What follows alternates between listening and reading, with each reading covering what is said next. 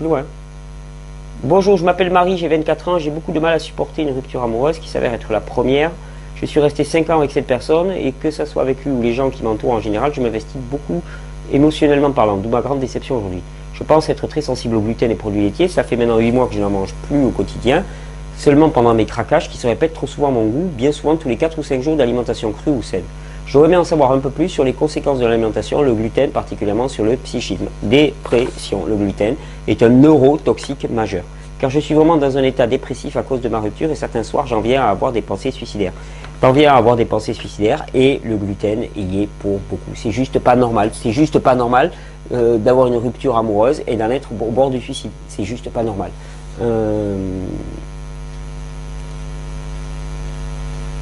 Forcément, je compense ce mal-être avec des produits riches sucrés. Ouais, c'est un petit peu la spirale infernale. Et hier soir, dans mon agitation et mon désespoir, je me suis demandé si finalement le gluten ne pouvait pas accentuer mon mal-être. Le gluten accentue ton mal-être totalement. Ce qu'il faut, c'est que tu t'imposes strictement, quels que soient les craquages que tu vas faire, de faire du zéro gluten. Tu te poses des contraintes comme ça. Zéro gluten, zéro produit laitier. Tu craques si tu veux, zéro gluten, zéro produit laitier. Zéro. Pas du tout. Je me doute que le gluten n'est pas la cause de tout, détrompe-toi. C'est normal qu'une rupture amoureuse soit douloureuse. Non, c'est pas normal. Mais mais cela peut-il accentuer le développement des mauvaises émotions? Non, une rupture amoureuse. Une rupture amoureuse, c'est chacun sa route, chacun son chemin. Je vois pas pourquoi ça rendrait triste. Ça rend triste, bon, peut-être parce que nos relations, elles sont pathogènes.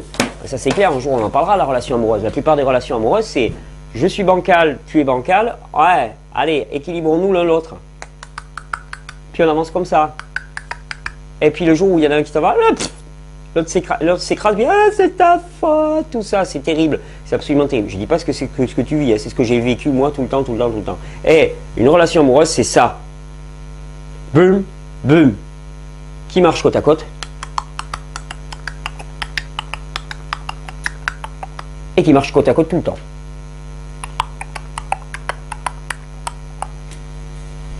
Parce qu'il n'y a pas de raison qu'il y ait une rupture amoureuse. Quand on aime quelqu'un, je ne vois pas pourquoi on devrait cesser de l'aimer. C'est parce que c'est comme ça, et donc la relation n'est pas une relation d'amour, mais une relation de dépendance, qu'il y a ensuite de la haine qui surgit. Et si la relation c'est une relation amoureuse, et je ne vois pas pourquoi le simple fait de vivre sous le même toit et d'avoir une relation sexuelle avec quelqu'un, ou de ne plus vivre sous le même toit et de ne plus avoir de relation sexuelle, changerait quelque chose à l'amour qu'on éprouve pour cette personne. Ça, moi, ça me dépasse. Hein. Pourquoi est-ce qu'il faudrait se déchirer, se haïr suite après? Non, parce que ce n'était pas une relation amoureuse. Je suis désolé. Toute relation amoureuse est une relation amoureuse à vie. Le problème, c'est que la plupart des relations que nous avons ne sont pas des relations amoureuses. Ce sont des relations de dépendance, ce sont des relations sexuelles, ce ne sont pas des relations amoureuses. Toute relation amoureuse dure à vie. C'est juste ça. Parce que quand on aime une personne, on l'aime. On l'aime, c'est tout. On s'en fout de savoir ce qu'elle vit, ce qu'on vit. On l'aime.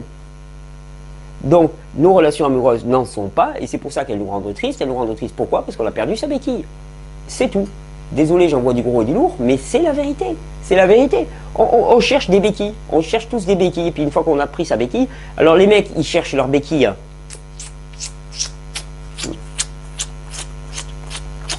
Maman. Les femmes, elles cherchent leurs béquilles petit enfant. Il leur faut un petit enfant là pour materner et ainsi de suite. Et puis un mâle. Alors il faut à la fois que le mec il soit un petit enfant, parce que ça va bien, comme ça il est docile, et puis que ça soit Tarzan. Voilà, c'est ça. Hein, alors, on se fait son petit numéro à deux, là, petit psychodrame mutuel, on se met un bandeau dans les cheveux et on joue à rang, quoi. Non mais, faut arrêter, la plupart des relations de couple ne sont pas des relations amoureuses, ce sont des relations de codépendance.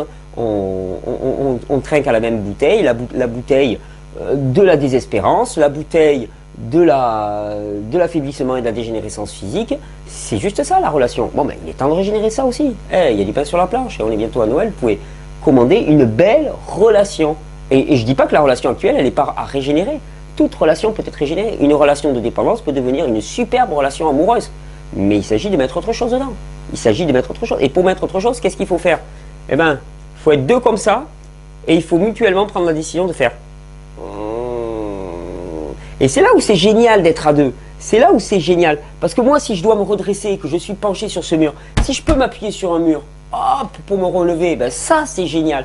Et si on est à deux, et que ces deux-là, eh bien, ils peuvent se pousser la main l'un sur l'autre pour s'aider à se redresser. Là, c'est super fort d'être en couple.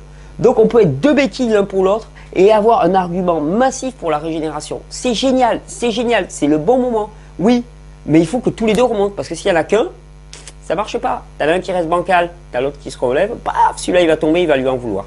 Il faut que les deux se relèvent. Ça, dans un couple, il faut que les deux se relèvent ensemble.